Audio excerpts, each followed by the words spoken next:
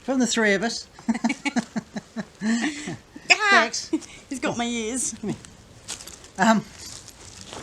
Thought we better have a go at putting another video out.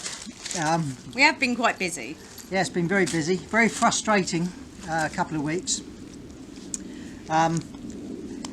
Basically trying to winterise everything, so I'll show you a few bits in the video. The biggest problem has been getting the Rayburn and radiators all sorted out. When we put our Petka in a couple of years ago, I could get all the copper piping parts that I needed in a little shop in Teresa. They were a bit slow to get bits because I used to have to order them and they come the next week, sort of thing. But they don't even do them now. Dex, come here. Come here. Sit down. So I've given up on copper piping. So I've had to do everything with galvanised, which has been a nightmare because you have to cut a thread in it. Which is hard work. Yeah, it's bloody hard work. I know, because I hold the other end of the pipe. Yeah. Anyway, we've succeeded. I've got the Rayburn going today. Oh, it's toasty. Hot water! Yeah, a couple of minor leaks, but soon sorted those out. Other things I've done is put some plexiglass over the windows to sort of form like a secondary double glazing.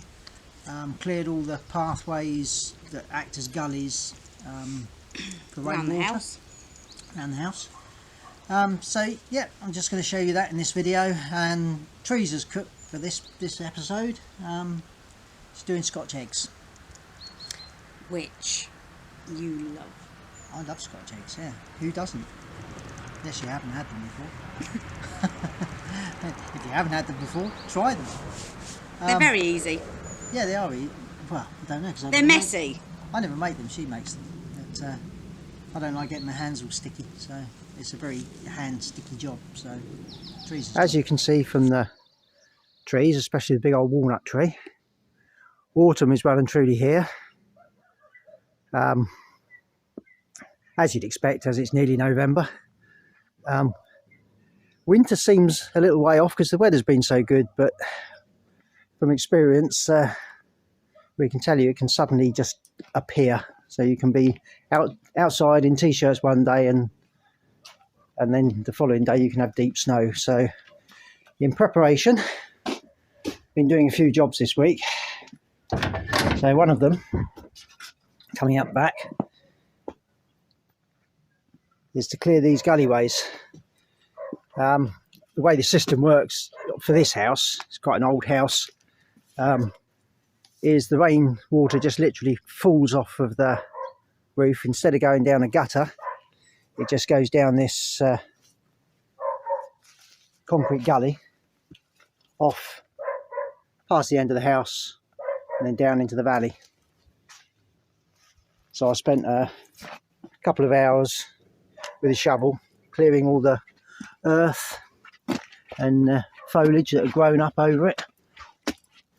This goes all the way up and around the back of the house, all the way to the back of the summer kitchen. So that's all cleared, so that should drain nicely. The little bit of gutter we have got, I've cleared that as well. So yep, hopefully that'll drain the water away and save on damp patches in the kitchen. And another job I've done, this is just the middle room that's being used as a bit of a storage area at the moment, is to make like a secondary double glazing with this polycarbonate. Don't know if you can see it very clearly, but I've just screwed that over all the windows because we've just got single pane glass here. So hopefully that'll act a little bit like secondary double glazing, just to help. There's Teresa poking through the, don't know if you can see her, poking through the little internal window. So the job I'm attempting to do today, this is our, what in Bulgaria there's sort of a sunroom, usually in the middle of a house, and it's a room that has no proper front. a lot of them are just open. This one has sort of been enclosed, but it's still very, very open, if you like. This is just sort of a flimsy plastic. It has got a nice wooden frame to this, so I don't really want to get rid of that. But eventually this is going to be our spare bedroom, so that when our children and that want to come over from the UK, there'll be a spare room. But yeah, today's task, this is where when we first put our little petrichor in with a back boiler, the simplest thing to do was just to bring it straight through the wall. And because the loft hatch was too small to get the water tank and immersion heater into the loft at the time, I just put it here on a stand, plumbed it all in here. So it's all this is literally just pipes coming straight up from the cellar. And the boiler sat there and it worked fine, but obviously it's taken up a lot of space in a room that we want to use. Plus, we've also got a Rayburn now we brought over from the UK, so the best option was to have the immersion heater and everything up in the loft, which we had to do from outside. And this is how we did it. Right. Two strange men on my roof making a bloody great hole. This is what you get when you need an immersion tank.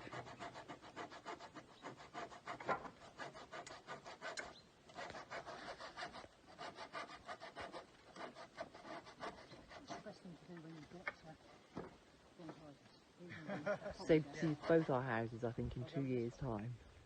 Yeah. Right, we're going in. God, watch this.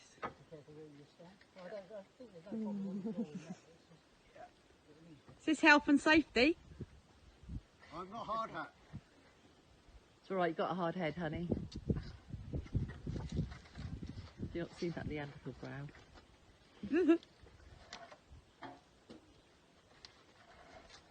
This thing's so fun. It's just. Bits off of it. So, yeah, hang on, I'm going to take this bit off. Yeah. So a bit. It's not unwinding. It's just This is where one little bit won't fit. Yeah. So anyway, back into this room, and what I want to do is, because obviously these pipes are going to have to go straight up and through the ceiling, this has got a false ceiling on it. I'm hoping the beams, like we have in our bedroom, are just hidden under this, and maybe the plastering's got a bit rubbish, so rather than fix it all up, they've just put this sort of false ceiling up. So I'm going to attempt to take some of it down, because obviously when I take the pipes up through, there's no point in taking a pipe up through a false ceiling, not knowing whether you're going to hit something or go into a main beam or anything like that. So the easiest option is to take these down, which is something we wanted to do eventually anyway. So I've managed to get the first board down. It came down with a bit of a thud and a crunch because the ceiling's collapsed above it into the loft. In typical Bulgarian style, it's all between the beams, and yes, we've got beams, we've got lovely beams. Look. So this room, once it's done, it'll be like our bedroom and the living room with nice beams. But there's a bit of work to do. So essentially they have sticks across between the beams, and then it's packed with mud, and then they've got sort of boards above it to take any weight above. And what's happened here is all the sticks that they've used have eventually sort of rotted out, and the whole lot's collapsed. So the weight of the earth, which is used as an insulation above it, has all collapsed down, which was causing the hardboard to bulge. Plus with the hardboard in, it just makes the room seem that much lower. Not that we're tall, but it's nice to have a feeling of a bit of height above you. So I think this is basically, the rest of this hardboard is all going to come down, and then probably all this stuff in between all taken down, and then maybe sterling board or something put across the top of the beams, maybe insulation above it, and then plasterboard up between to make it all good. We'll see. I'll have to work that one out as we go. Good winter project. So I'm intending to try and make an injector T for the central heating system. Because I'm having to make it all out of galvanised, it's not a difficult job when you're just using copper tubing, because you can just solder it all together.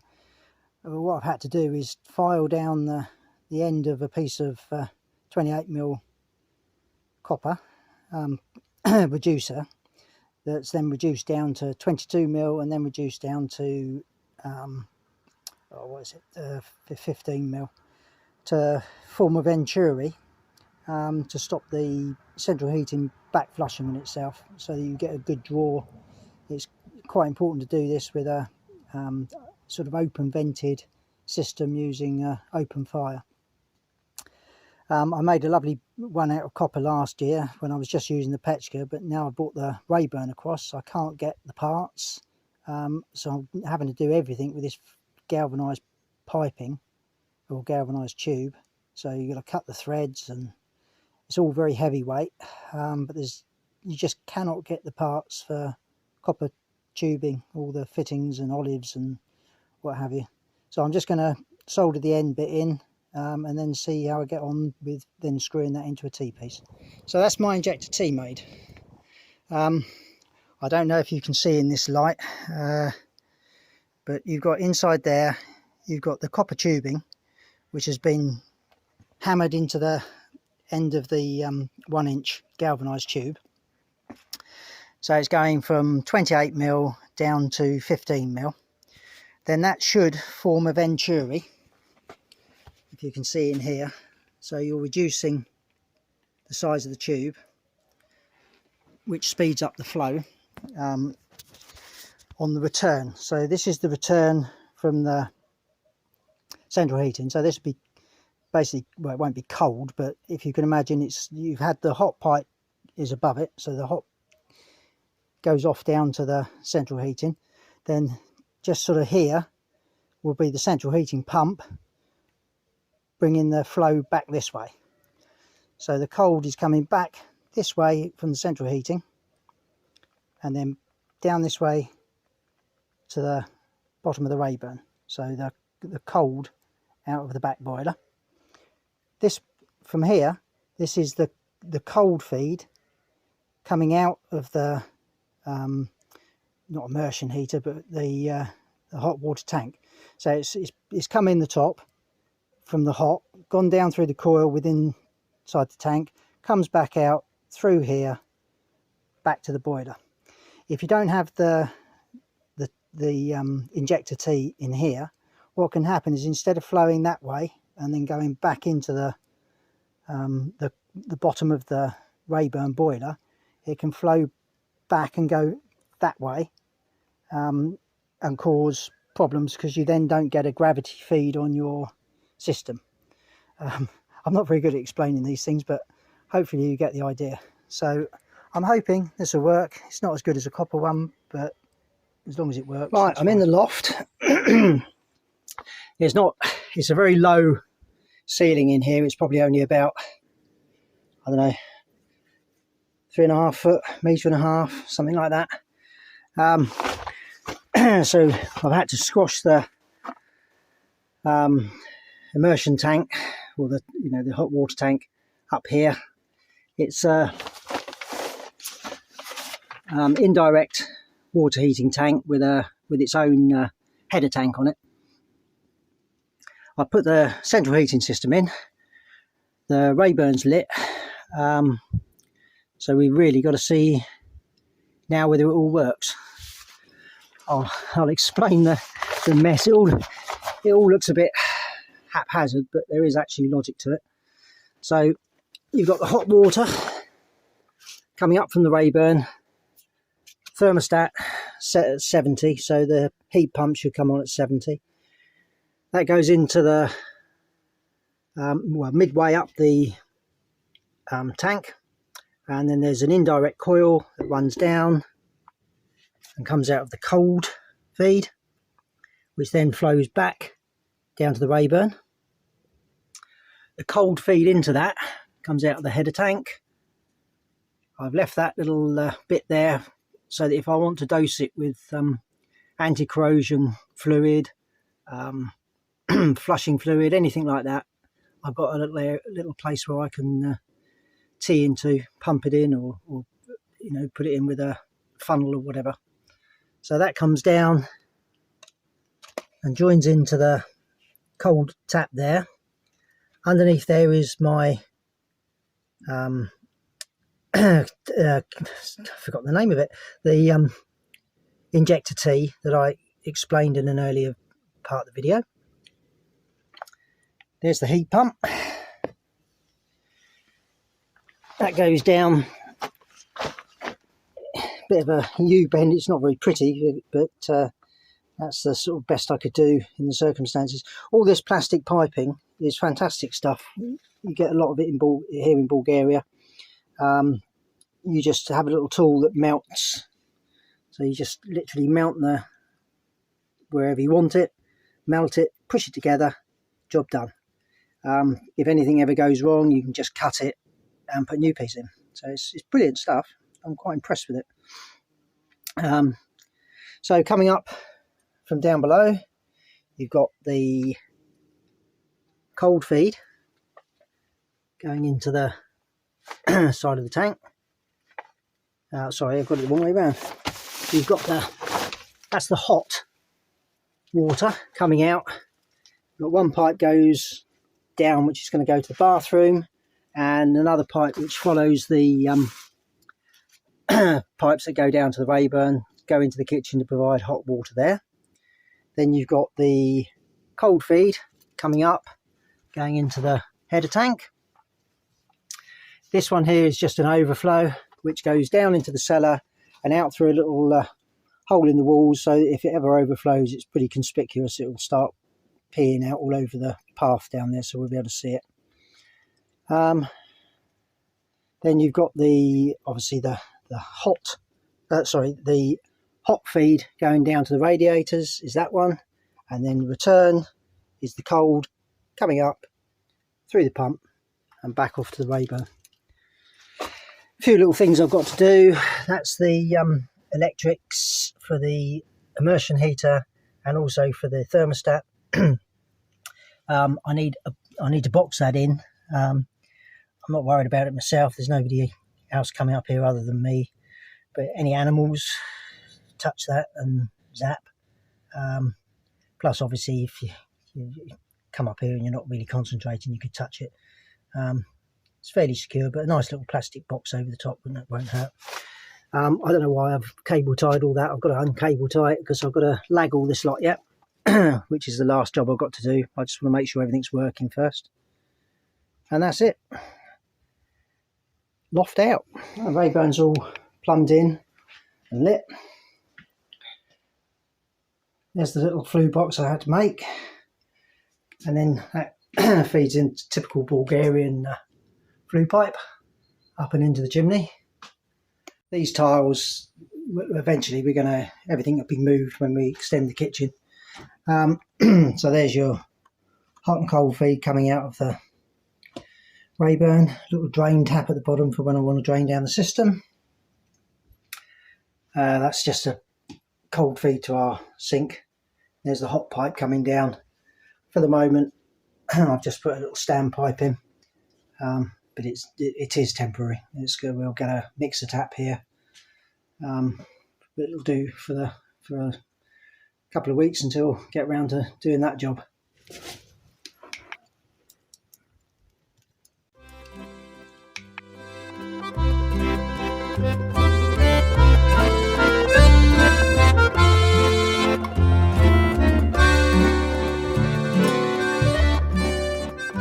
So Ivan's not the only one that can cook.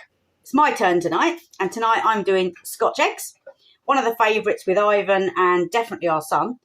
And the kids loved them as well. They're quite easy, they're not too expensive to make, and the only thing is they're a bit messy. So we start off with your boiled eggs. I've done 6. And then here we use this sausage meat. But sausage meat in the UK is exactly the same. Then you need 2 beaten eggs, and then your breadcrumbs. And this is just like bread that's 2 days old that I've actually just crisped off in the oven, just sort of toasted it, and then whizzed it up in the food processor. So you've got flour on your board, not a huge amount, just a little bit. Get yourself some sausage meat. Like I say, this is perfectly good sausage meat from Kaufland. It's quite cheap. Cut yourself, I don't know, 1/4 of the block, and then straight away dip it on your flour, turn it over. There we go. And then pat it out with your hands. I prefer to do it this way because I can feel the thickness of the sausage meat rather than rolling it and making more mess. So just basically get it into a nice round patty shape. Then you get your egg, pop it in the middle, fold it up, and then once you've got that bit on, you can actually squish it around it. It works quite well. Make it like you're squishing the seams together lightly. Don't do it too hard, otherwise it splits. And once you've got it like that, roll it around. Are you watching, Dex? You're not having one. So if it does split, just like I say, just bring your meat back over your egg. It's quite malleable. There you go. So once you've got it like that, you then pop it in your egg wash, roll it around, and then into your breadcrumbs. Give it a good roll around. And once you've done it like that, I tend to put them all on one plate, do them all first with one coat, and then I go back and do a second egg wash. So again, it is messy, but it's worth it. So you've got your sausage meat again, dip it on your flour. You don't want it too much, just enough to stop it sticking to your hands. And it still sticks, but okay. Spray the dog with some flour. I'm sure he doesn't mind. So you've got your patty. And then your egg. Wrap him up like he's going to bed. Seal him up. If you do find it's getting a bit sticky, just add a little bit more flour. Roll him around.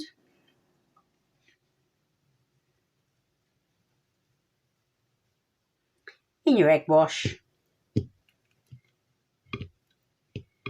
And in your breadcrumbs. This does get messy. If you don't like getting your hands sticky, like Ivan, who moans about it all the time, you wouldn't want to do this recipe. Hence why I do it. Right, so I've done 2, but to go back, just to finish this off, we'll dip it in the egg wash again for the second time, and then back in the breadcrumbs. And then you should be left with a nicely coated Scotch egg. You can do it with black pudding as well. You can get black pudding and mash it up with your sausage meat. I like that. Yeah, you like that. So there we go. That's how we end up looking after 2 coats of egg. You've got a perfect Scotch egg. And I will pop these in the air fryer for about 15-20 minutes maybe, on about 180. So there you go. I'll show you when they're done. Okay, so the Scotch eggs have been in the air fryer for about 20 minutes. This is how they look. And I'll just cut into them so you can see. Let's see if I can keep it away from Ivan. Not for long. Not for long. Nice and crispy. And there you go. There's your Scotch egg. Right, that's the end of the video. Hope you enjoyed it. Hope it wasn't too long again. Hope you enjoyed Teresa's cooking. And we'd just like to say thank you to Adam and Lynn for coming over and helping us shift the Rayburn into place and to put the water tank in through the roof. Who else we got to thank? We haven't got to thank anybody. We just wish my sister Iona a happy birthday. Happy birthday, Ione. Yeah, that's today. And all the kids. Our kids, because apparently we don't have kids. No, we don't mention them enough. Because we don't mention them. So, yeah. So, Charlotte, Neve, Rachel, Ellie and Finn, we miss you all and love you lots. And also, our little grandsons, Tavy, Tylo and our little granddaughter, Mila. Can't wait to see you soon. Yep, Halloween. Happy Halloween, everybody. And Neve, how did the fair go? You didn't let me know. For anyone that's interested, Neve's a really good jeweller. Makes all her own jewellery in Welsh materials.